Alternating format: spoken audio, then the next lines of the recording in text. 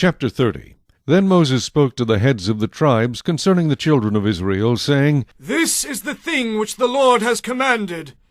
If a man makes a vow to the Lord, or swears an oath to bind himself by some agreement, he shall not break his word. He shall do according to all that proceeds out of his mouth.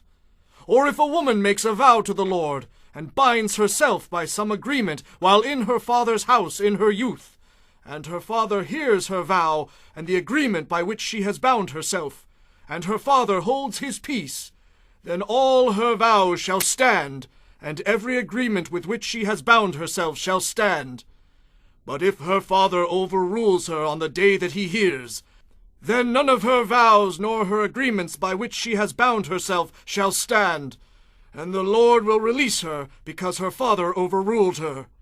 If indeed she takes a husband while bound by her vows or by a rash utterance from her lips by which she bound herself, and her husband hears it, and makes no response to her on the day that he hears, then her vows shall stand, and her agreements by which she bound herself shall stand. But if her husband overrules her on the day that he hears it, he shall make void her vow which she took, and what she uttered with her lips, by which she bound herself, and the Lord will release her. Also, any vow of a widow or a divorced woman, by which she has bound herself, shall stand against her.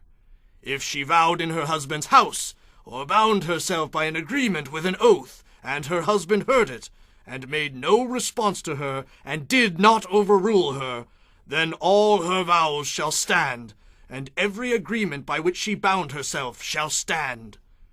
But if her husband truly made them void on the day he heard them, then whatever proceeded from her lips concerning her vows, or concerning the agreement binding her, it shall not stand. Her husband has made them void, and the Lord will release her. Every vow and every binding oath to afflict her soul, her husband may confirm it, or her husband may make it void. Now if her husband makes no response whatever to her from day to day, then he confirms all her vows or all the agreements that bind her. He confirms them, because he made no response to her on the day that he heard them.